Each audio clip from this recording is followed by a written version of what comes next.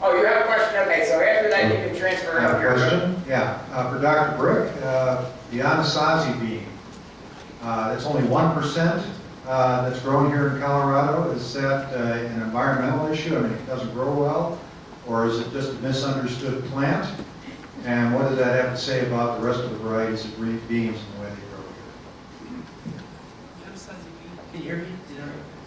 It's okay. It's great. Can you hear me? Yeah, Anasazi beans are more of a novelty than they are a market class. You have to realize that with beans, market classes where large suppliers like ADM and Cargill and so forth are interested in, there's a demand. The demand just isn't there at this time.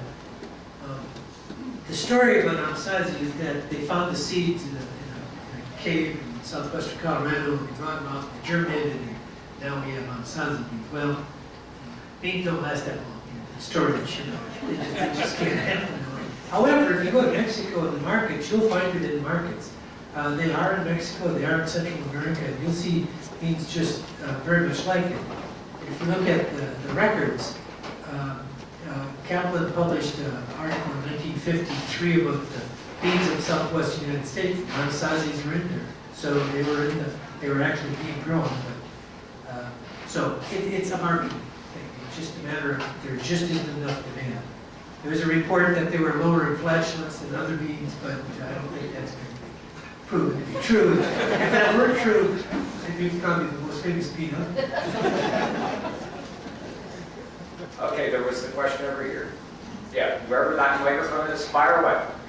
Given the current understanding about and discrimination, I guess, against carbohydrates as a major source of nutrition for humans, which crop do you think should be further developed and emphasized for providing nutritional needs of people in developing countries?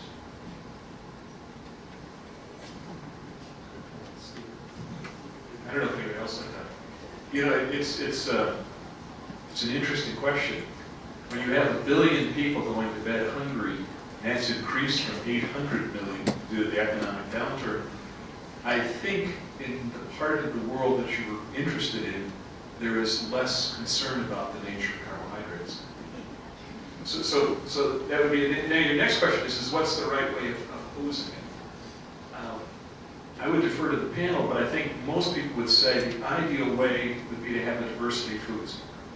You know, if you think about it, the Japanese have an idea where you're supposed to eat, I think, 5 colors, 7 colors every meal.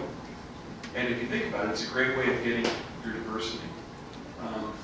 I think for the 1 billion people that are hungry, you're going to need quantity. And I think they will be not too concerned about the carbohydrates. And as they become wealthier, they will probably want meat. And the animals that are going to become meat or eggs or things like that won't worry about the carbohydrates either. So I can chip in on that one a little bit. From the biomedical point of view, I think Steve's right on the money with sort of the points. One, type of carbohydrate probably does become more important as we move from underfed to overfed. And that for all folks, but it becomes more practical for those that have access. Variety, Mom said it a long time ago, variety and moderation are the key. And we keep wanting not to pay attention to that. And with the staple food crops, which is what the question is about, that's as important to remember as any other principle. So I would weigh in same place.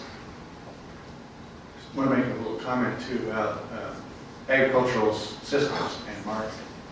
And you know, the type of agriculture and the type of marketing in a country that is short on caloric intake is a different system than what we have here. And it's more locally driven, less technology driven, and you meet the basic needs first. You get the calories up, and you get make sure that the protein level is high enough for development. Then you worry about things like diabetes and obesity, etc., as they come along. That's not a great answer, and as a promoter of local agriculture, I'd like to say that it's better off having totally local agriculture in the developing world, but that's not the case. We need both. We need big agriculture and small Other comments? We have time for a couple more questions. So let's follow the light. You got it. It's all yours. You brought some of this up talking about the rise in global temperature. My question is, do you feel that we have enough biodiversity to withstand a 4 or 5 degree rise in temperature in our main growing regions?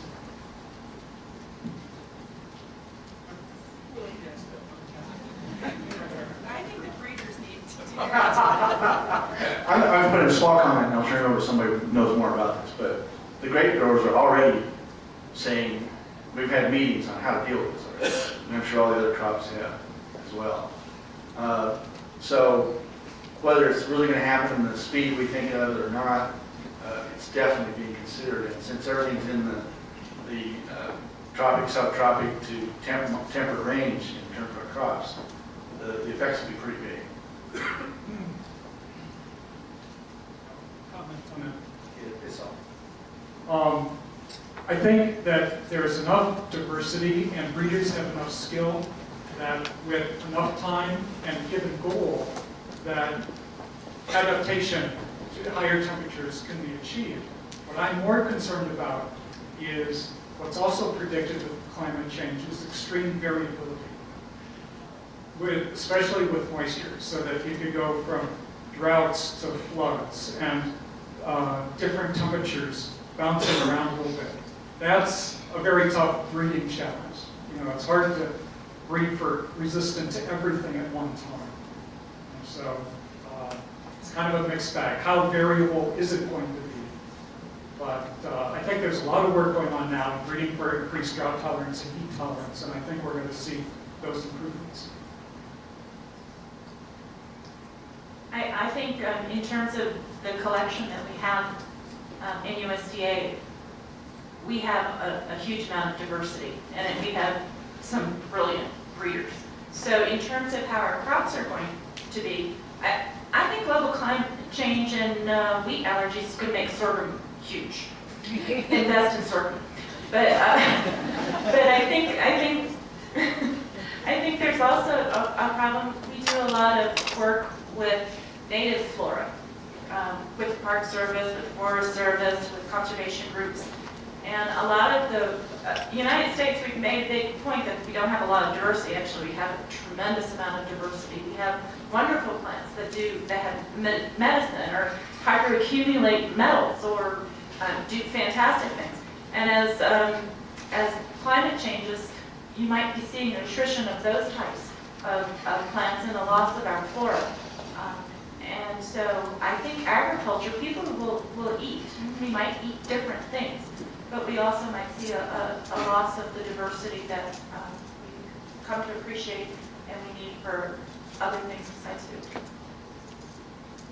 Just to follow up on that, I agree with Pat. I think it's the variability that's going to hurt us more than the climate change. You know, and if you think about it, and I wouldn't want to change the climate of Colorado. You know, a lot of you like the climate and want to come here to ski and things. But you know, if Nebraska became like Texas, you grow crops. They may not be wheat. I mean, would be wheat because they grow more wheat in Texas than we do here. Be a different style, and we can respond to that.